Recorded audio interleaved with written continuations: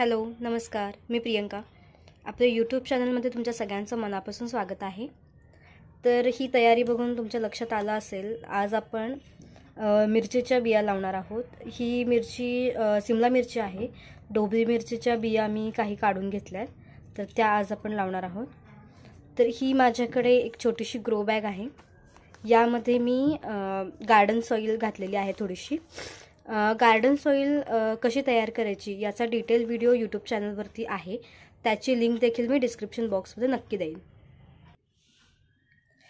कधीही आपण जेव्हा सीड्सपासून झाड तयार करतो तेव्हा शक्यतो ते एखाद्या छोट्या कुंडीमध्ये किंवा ग्रो बॅगमध्ये लावावं किंवा सीडलिंग ट्रेसुद्धा मिळतात त्यामध्ये लावावं. जेव्हा एक झाडाची वाढ सुरू होते ते साधारण 1-1.5 फूट थोडंसं उंच वाढतं तेव्हा आपण त्याला रिपोर्टिंग करू शकतो. याचं एक्झाम्पल मी इथे एक देऊ शकते. हे मिरचीचं झाड आहे. हे आम्ही साधं एका प्लास्टिकच्या ग्लासमध्ये लावलं होतं. त्यानंतर असे आम्ही खूप सारे तयार केले होते आणि त्यानंतरच आम्ही मोठ्या कुंडीमध्ये रिपोर्ट केलं आणि ज्याला आता मिरच्या लागलेल्यासुद्धा आहेत. तर आता हे मिरची सक्सेस झालं आहे, त्यामुळं आज विचार केला की सिमला मिरची किंवा ढोबळी याचा देखील प्रयोग करून बघूयात. तर त्यासाठी मी इथे ग्रोबॅग घेतलेली आहे आणि यामध्ये आपण या बिया पेरणार आहोत.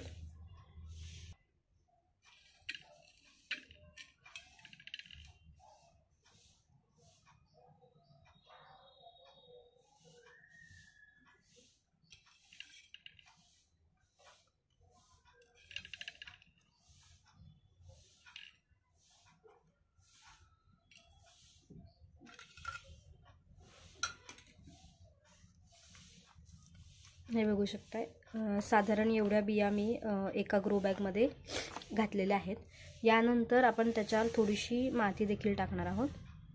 थोडी टाकायची, अगदी जास्त पण नाही, कारण या बिया खूप आतमध्ये जर गेल्या एक तर नाजूक असतात त्यामुळे त्या कुजू शकतात.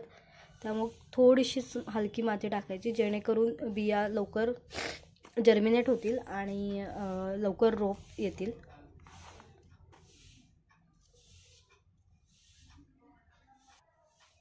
हे बघू शकताय तुम्ही. आता मी ह्याच्यावरती थोडीशी माती टाकलेली आहे. तर एवढ्या बिया होत्या, यापैकी मी थोड्याशा बिया लावल्यात. आता या मी उरलेल्या 2 ग्रो बॅगमध्ये लावेन. तर अशा प्रकारे या 3 ग्रो बॅगमध्ये सिमला मिरचीच्या बिया पुरलेल्या आहेत. आता याला थोडंसं पाणी देऊयात.